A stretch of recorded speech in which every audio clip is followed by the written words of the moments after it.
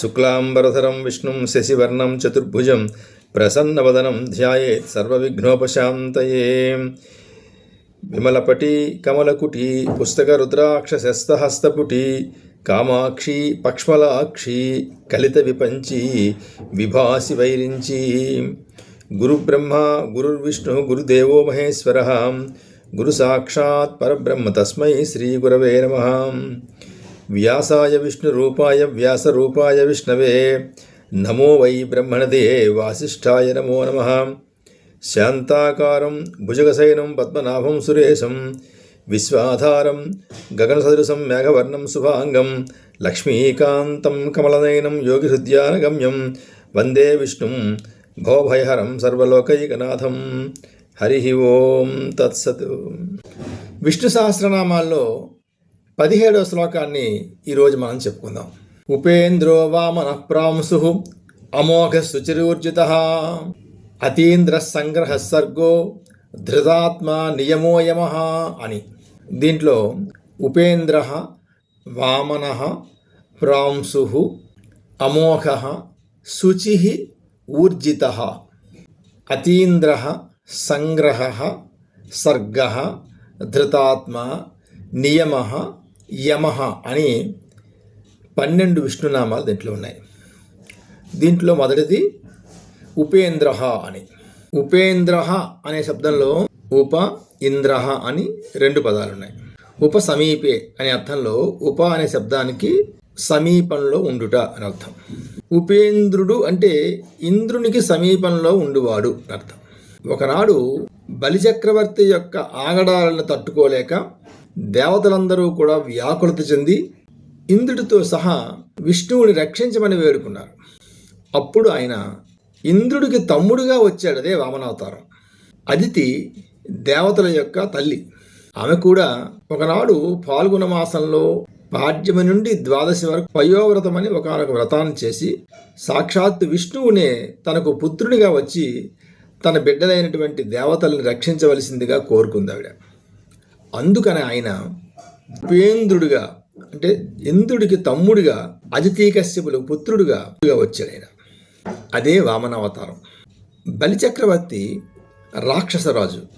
విశేషం ఏంటంటే బలిచక్రవర్తి కూడా విష్ణు భక్తుడే. కానీ ఇంద్ర పదవిని ఆశించి ఆయన చేస్తున్నాడు ఆ యజ్ఞం అంతా కూడా. ఇంద్రత్వం అనేటువంటిది ఒక పదవి. ఆ పదవిలో ఉన్నటువంటి వాడు ముల్లోకాలకు అధిపతి అవుతాడు. దేవతలపై ఉన్నటువంటి పగను తీర్చుకోవడం కోసమని ఆయన ఆ ఇంద్ర పదవిని ఆశిస్తున్నాడు. అందుకు ఆయనను మట్టు పెట్టడానికి వచ్చాడు ఆయన. అందుకు ఆయన ఉపేంద్రుడు. ఇంద్రం ఉపగత అనుజత్వేతి ఉపేంద్ర అని. ఇంద్రుడికి అనుజుడుగా వచ్చాడు ఆయన. అందుకు ఆయనను ఉపేంద్రుడు అని అంటాం. అంతేగాని ఉపేంద్రుడు అంటే ఇంద్రుడి కంటే తక్కువ వాడని అర్థం కాదు. రాష్ట్రపతి కంటే ఉపరాష్ట్రపతి తక్కువ పదవి కాబట్టి ఉపేంద్రుడు ఇంద్రుడి కంటే తక్కువ వాడినటువంటి అర్థంలో తీసుకోకూడదు. అలాగే ఉపేంద్రుడు అనే శబ్దానికి ఉపరి ఇంద్ర ఉపేంద్ర అనేటువంటి వేరొక అర్థాన్ని కూడా చెప్పుకోవచ్చు. అంటే ఇంద్రుడి కన్నా పైన ఉన్నటువంటి వాడు అర్థం. ఇంద్రుడు స్వర్గాది లోకాల్లో ఉంటే ఆ లోకాల కంటే పైన ఉన్నటువంటి వైకుంఠ లోకంలో ఉన్నటువంటి వాడు కాబట్టి ఆయనను ఉపేంద్రుడు అని కూడా చెప్పవచ్చు. అలాగే ఉపశబ్దానికి శ్రేష్టమైనటువంటిది అనే అర్థాన్ని కూడా చెప్పుకోవచ్చు. కృష్ణావతారంలో ఉన్నప్పుడు గోపాలకులందరూ కూడా ఇంద్రుడిని విస్మరించి గోవర్ధన పర్వతానికి పూజలు చేయడం ఇంద్రుడికి నచ్చలేదు. అంచేత ఆయన రాళ్ల వర్షాన్ని కురిపించాడు ఆయన. దాంతో గోవులు గోపాలకులు అందరూ కూడా తీవ్ర వేదన చెందారు. అలాంటి సమయంలో కృష్ణ భగవానుడు గోవర్ధన పర్వతాన్ని పైకి ఎత్తి గోపాలకుల్ని గోవుల్ని కూడా రక్షించాడు ఆయన. అంటే ఇంద్రుడి కంటే తాను శ్రేష్ఠుడైనటువంటి వాడు, అధికమైనటువంటి వాడు అని ఆయన నిరూపించుకున్నాడు. అంచేత ఆయన ఉపేంద్రుడు అనేటువంటి నామంతో ఆయన కీర్తించబడతారు. ఇక వామనః అని. ఈ శ్లోకం అంతా కూడాను వామనావతారం యొక్క వైభవాన్ని వ్యక్తీకరిస్తూ ఉంటుంది. ఇదంతా కూడా వామనః అంటే పొట్టిగా ఉన్నవాడు అర్థం. వామనావతారంలో ఉపేంద్రుడిగా వచ్చాడని చెప్పుకున్నాం. వచ్చి ఆయన నేరుగా యజ్ఞం చేస్తున్నటువంటి ఆ బలిచక్రవర్తి దగ్గరికి వెళ్ళాడు. ఆయన వెళ్ళి ఆయనని యాచించాడు. తనకి కేవలం 3 అడుగుల భూమిని కావాలని చెప్పి ఆయన ప్రార్థన చేశారు. అక్కడ పోతన గారు అంటారు, హరిహరి సిరియురమున గల హరిహయు కొరకు తనుజు నడుగంజనియన్ పరహితమతి రతులకు దొరలకు అడుగుడలు ఒడలు దొడవులు పురమిన్ అంటారు. హరిహరి సిరియురమున గల హరిహయు కొరకు ధనుజు నడుగంజనియన్. ఆహా, హరిహరి ఏం విచిత్రమయ్యా!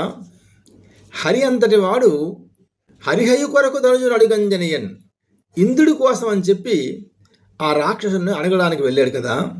ఎంత విచిత్రమైనటువంటి సంఘటన ఇది కదా. ఎంచేతనంటే ఎవరి యొక్క కడగంటి చూపు చేతవాడు మహేశ్వర్య సంపన్నుడవుతాడో అలాంటి లక్ష్మీదేవి యొక్క భర్త అయినటువంటి విష్ణువు ఈ రాక్షసుని అడగడానికి బయలుదేరాడు. ఆయన పరహితమతి రతులకు దొరలకు అడుగుటలు ఒడలు దొడవులు పొడమిన్ అంటాడు. పరహితమతి రతి ఆయన పరోపకారం చేయాలనేటువంటి సంకల్పం కలిగినటువంటి వారు ఎవరినైనా అడగడానికి పెద్దగా చిన్నపుచ్చుకోరు వారు. అంచేత హరి పరహితమతి రతి, పరోపకార బుద్ధి కలిగినటువంటి వాడు ఆయన. ఈ సమస్త జీవులకు సమస్త లోకాలని కూడా ఆయన ఉద్ధరించినటువంటి వాడు. ఇప్పుడు అడుగుతున్నాడు బలిచక్రవర్తి. బ్రాహ్మణోత్తముడైనటువంటి చిన్నారి వటువును చూసి పొంగిపోయాడు ఆయన. ఆహా, ఈ బ్రాహ్మణుడు నా యొక్క జీవితాన్ని ధన్యం చేశాడు అంటున్నాడు. వడుగా ఎవరి వాడవు ఎవ్వడవు సంవాస స్థలం వెయ్యది ఈ ఎడకన్నీ వరుదించుటన్ సఫలమయ్యన్ వంశమున్ జన్మమున్ కడుధన్యాత్ముడనైతి ఈ మఖము యోగ్యం వయ్యే నా కోరికల్ కడతేరన్ సుహృతంబులయ్య సుకులున్ కళ్యాణమిక్కాలమున్. అయ్యా బ్రాహ్మణోత్తమ, నీలాంటి వాడివి యజ్ఞవాటికలో ప్రవేశించడం చేతనే నా జన్మధన్యమైపోయిందయ్యా. నా ఈ యజ్ఞం ఫలితాన్ని పొందింది. ఎందుచేతనంటే విష్ణువు అని తెలియక మాట్లాడుతున్నా కూడా అర్థం అదే అవుతుంది. సాక్షాత్తు యజ్ఞనారాయణ స్వరూపుడు ఆయన.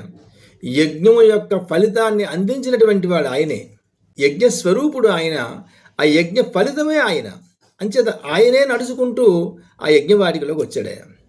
అంచేత ఓ బ్రాహ్మణోత్తమ, నా ఈ జీవితం అంతా కూడా ధన్యమైపోయిందయ్యా, నా యజ్ఞం సఫలమయ్యింది అని చెప్పి మహదానందంతో ఆ బ్రాహ్మణుడి యొక్క పాదార విందాలకి నమస్కారం చేశాడు. ఏమిటి కావాలి నీకు అన్నాడు ఆయన. ఏదైనా అడుగు నీకు ఇస్తానన్నాడు ఆయన. ఒంటివాడ నాకు 1-2 అడుగుల మేరయమ్ము సొమ్ము మేరయొల్ల కోర్కె తీర బ్రహ్మ కోకటి ముట్టెద దాన కుతక సాంద్ర దానవేంద్ర అంటున్నాడు. అయ్యా రాక్షసరాజా, నేను కేవలం ఒంటివాడని బ్రాహ్మణుని. నాకు కావలసింది యజ్ఞం చేసుకోవడానికి ఏదో 1-2 అడుగుల జాగా అయ్యి చాలన్నాడు ఆయన. 1-2 అడుగులు అంటే మొత్తం 3 అనమాట. దాంతోటే నేను కోర్కె తీర బ్రహ్మ కోకటి ముట్టెద దాన కుతక సాంద్ర దానవేంద్ర అంటాడు. ఆ ఇచ్చినటువంటి దాంతోనే నేను బ్రహ్మానందాన్ని పొందిపోతానయ్యా. బ్రాహ్మణుడికి ఉండవలసినటువంటి ముఖ్యమైనటువంటి లక్షణం ఏంటంటే సంతృప్తి. ఆ 1-2 అడుగుల జాగాతోటే నేను బ్రహ్మానందాన్ని పొందిపోతానయ్యా అని ఒక అర్థం. సాక్షాత్తు బ్రహ్మలోకాన్ని నేను ఆక్రమించేస్తాను అంటున్నాడు ఆయన. ఈ విధంగా వామనుడు బలిచక్రవర్తిని ప్రార్థించాడు. ఇప్పుడు దానం ఇవ్వడానికి సిద్ధపడిపోయినాడు బలిచక్రవర్తి. శుక్రాచార్యుడు రాక్షస గురువు ఆయన పరిగెత్తుకుంటూ వచ్చాడు. ఆయన వచ్చి బలిచక్రవర్తిని అడ్డగించాడు. వద్దయ్యా, నువ్వు ఆ వచ్చినటువంటి వాడు సామాన్యమైనటువంటి బ్రాహ్మణుడు కాదు. ఆయన సాక్షాత్ విష్ణువు వచ్చాడు. ఆయన ఈ 3 అడుగుల జాగాకి ఈ ముల్లోకాలని ఆక్రమించేస్తాడు సుమా. నిన్ను మట్టు పెట్టడానికి వచ్చినటువంటి విష్ణువు తప్ప సామాన్యమైనటువంటి బ్రాహ్మణుడు కాదు సుమా. ఇస్తానన్నటువంటి దానానికి తొందరపడకు, ఆగమన్నాడు ఆయన. అప్పుడు బలిచక్రవర్తికి వచ్చినటువంటి వాడు విష్ణువు అని తెలిసి చాలా సంతోషించాడు ఆయన. సాక్షాత్తు విష్ణువే వచ్చి తనని యాచిస్తే తాను ఇవ్వకుండా ఉండడం ఎలా అని నిర్ణయించుకున్నాడు ఆయన. కారే రాజులు రాజ్యములు కలుగవే గర్వోన్నతిం పొందరే వారేరీ సిరి మూటగట్టుకొని పవన్ జాలిరే భూమిపై పేరైనంగలదే శివి ప్రముఖులున్ ప్రీతిన్ యశక్కాములై ఈరే కోర్కులు వారలన్ మరచిరే ఇక్కాలమున్ భార్గవా అంటాడు. గురుదేవా, ఎంతమంది రాజులు ఎన్ని రాజ్యాలు పరిపాలించలేదు. వాళ్ళందరూ కూడా ఎంతో ధనాన్ని ఆర్జించారు. వాళ్ళందరూ ఏరి ఉన్నారా? ఇప్పుడు వాళ్ళ పేరైనా తరవబడుతుందా భూమి మీద? పరోపకారం కోసం అని చెప్పి తమ దేహాల్నే త్యాగం చేసినటువంటి శిబి మొదలైనటువంటి చక్రవర్తుల యొక్క కీర్తి ఈ ప్రపంచంలో నిలిచిపోయింది. కాబట్టి త్యాగేనైకే అమృతత్వవానుసు, త్యాగం చేత మాత్రమే అమృతత్వం సిద్ధిస్తుంది. కానీ సంపాదించినటువంటి ధనం వల్ల, కట్టుకున్నటువంటి మూటల వల్ల ఈ ప్రపంచంలో మిగిలిపోయింది ఏమీ ఉండదు. కాబట్టి నేను దానం ఇచ్చేస్తానన్నాడు ఆయన. ఎంచేతను ఆదిన్ శ్రీ సతి కొప్పుపై తనువుపై అంశోత్తరీయంబుపై పాదాబ్జంబులపై కపోనతటిపై పాలిండ్లపై నూతన మర్యాదం చెందు కరంబు క్రిందగుట మీదై నా కరంబుంట మేల్గాదే రాజ్యము గీజ్యమున్ సతతమే కాయంబు నాపాయమే రాజ్యము గీజ్యమున్ సతతమే కాయంబు నాపాయమే అంటారు.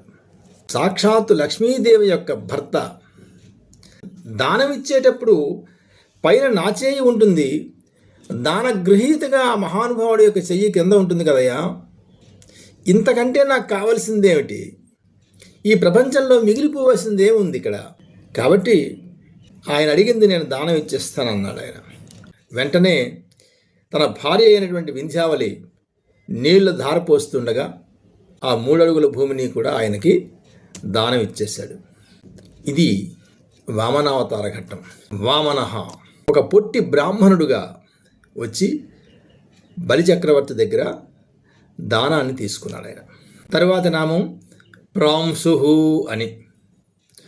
ప్రాంశువు అంటే ఉన్నతమైనటువంటి పొడవైనటువంటి శరీరం కలిగినటువంటి వాడు అని అర్థం. ఇంతవరకు వామనుడుగా ఉన్నటువంటి ఆ బ్రాహ్మణుడు ప్రాంశువై బ్రహ్మాండమంతా కూడా ఆవరించేశాడు. అనోరణీయాన్ మహతో మహీయాన్, అణువు కంటే పరమాణువుగాను ఉంటాడు ఆయన. ఈ సృష్టిలో ఏది పెద్దదిగా కనిపిస్తుందో అంతకన్నా పెద్దదిగాను కనిపించగలడు ఆయన. అంటే ఆయన ఇది మాత్రమే ఆయన యొక్క రూపము అని చెప్పడానికి సాధ్యపడినటువంటి విశ్వస్వరూపుడు అనేటువంటి భావాన్ని వ్యక్తం చేస్తున్నారు. అంచేతనే వామనః ప్రాంశుహు అనేటువంటి 2 నామాలు కూడా వామనావతార యొక్క వైభవాన్ని వర్ణన చేస్తూ ఉంటాయి. ఇక తరువాతి నామం అమోఘః అని. అమోఘాయ నమః అని. అమోఘుడు అంటే ఎవరి యొక్క చర్యలు పరోపకారం కోసం మాత్రమే అయి ఉంటాయో అతన్ని అమోఘుడు అంటాం. విష్ణువు యొక్క అన్ని అవతారాలు కూడా లోకోపకారం కోసమే అయి ఉంటాయి.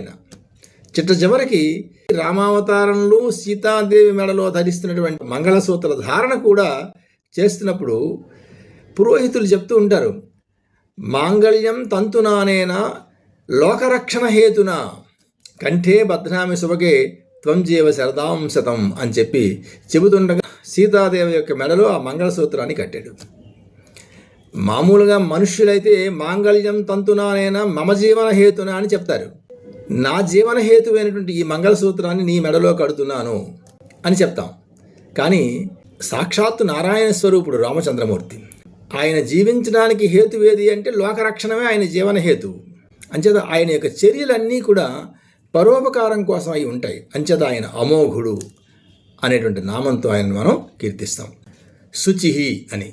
శుచిహి అంటే పరమ పవిత్రమైనటువంటి వాడు, ఏ కల్మషాలు కూడా అంటనటువంటి వాడు. ఆయన ఆత్మస్వరూపుడు కాబట్టి మనస్సుకి, బుద్ధికి, శరీరానికి అంటటువంటి మాలిన్యాలు ఏవి కూడా ఆత్మకు అంటవు. ఆత్మస్వరూపుడు కాబట్టి ఆయనను శుచిహి అనేటువంటి నామంతో మనం ఆయన కీర్తిస్తాం. కేవలం తానే శుచి కాదు, తనని ధ్యానించేటువంటి భక్తుల్ని కూడా శుచిగా ఉంచినటువంటి వాడు. అందుకే అపవిత్ర పవిత్రోవ సర్వావస్థాంగతోపివా యస్మరేత్ పుండరీకాక్షం స బాహ్యాభ్యంతర శుచి అని చెప్తూ ఉంటాం. ఎవరైతే ఆ పుండరీకాక్షుని ఒకసారి మనస్సులో ధ్యానించినంత మాత్రం చేత బాహ్యంలోనే కాకుండా అంతరంలో కూడా వాడు శుచిగా మారిపోతాడు. విష్ణునామాన్ని ధ్యానించిన, విష్ణువుని స్మరించిన వాడు పవిత్రుడుగా మారతాడు. విష్ణువే పవిత్రుడు, ఆ విష్ణువుని స్మరించినటువంటి భక్తుడు కూడా శుచిగా మారుతాడు. అంచేత ఆయనను మనం శుచయే నమః అనేటువంటి నామంతో ఆయన మనం కీర్తిస్తాం. ఇక తరువాతి నామం ఊర్జితః అని. ఊర్జితుడు అంటే అత్యంతమైనటువంటి బలపరాక్రమాలు కలిగినటువంటి వాడిని ఊర్జితుడు అంటాం. ఆయన కంటే ఇంకా శక్తి సంపన్నుడు వేరొకడంటూ ఉండడు. అసలు ఈ విశ్వంలో ఏది అత్యంత శక్తివంతమైనదో, ఏది చాలా బలము కలిగినటువంటిదో దాని వెనుక ఉన్నటువంటి ఆ శక్తి, ఆ బలం ఆయనే. విష్ణువు సాక్షాత్తు ఆ శక్తి స్వరూపుడు ఆయన. అందుచేతనే హిరణ్యకశిపుడు అడుగుతాడు ప్రహ్లాదుడిని, ఎవరా నారాయణుడురా, అసలు నీకు ఎవరి బలం? నేను శిక్షిస్తున్నా కూడా నువ్వు ఆ నారాయణుని యొక్క నామాన్ని విడిచిపెట్టడం లేదు కదా, ఎవరి యొక్క బలాన్ని చూసుకుని నాతో నువ్వు వాగ్వాదం చేస్తున్నావు అని తండ్రి హిరణ్యకశిపుడు ప్రహ్లాదుని గద్దిస్తూ అడుగుతాడు. అప్పుడు ప్రహ్లాదుడు చెప్తున్నాడు, బలయుతులకు దుర్బలులకు బలమెవ్వడు, నీకు నాకు బ్రహ్మాదులకు బలమెవ్వడు, ప్రాణులకును బలమెవ్వడు, అట్టి విభుడు నాకు బలం అసురేంద్ర అంటాడు. తండ్రి, బలవంతులకి బలహీనులకి, ఈ బ్రహ్మాండంలో ఉన్నటువంటి సమస్తమైనటువంటి ప్రాణులకి, ఇంద్రాది దేవతలకు ఎవరి బలమో అతడే నాకు బలమయ్యా అన్నాడు. అంచేత బలయుతులైనటువంటి వారి యొక్క వెనుక ఉన్నటువంటి బలము ఆయనగా ఉంటాడు. అంచేత ఆయన ఊర్జిత, ఆయన కంటే పరాక్రమవంతుడు ఉండడు. ఇప్పుడు వామనుడుగా వచ్చినటువంటి వాడు ప్రాంశువై ఈ బ్రహ్మాండమంతా కూడా ఆవరించి త్రివిక్రముడై ఊర్జితుడుగా నిలిచాడు. ఆయన ఊర్జితాయ నమః అని ఆయనను మనం ప్రార్థిస్తాం. ఇక తరువాతి నామం అతీంద్ర అని, అంటే ఇంద్రుణ్ణి అతిక్రమించువాడు అని అర్థం. అతీంద్రుడు. శ్లోకంలో మొదటి పదం ఉపేంద్ర, అంటే ఇంద్రుడికి సమీపంలో ఉన్నటువంటి వాడే ఇప్పుడు అతీంద్ర అయ్యాడు.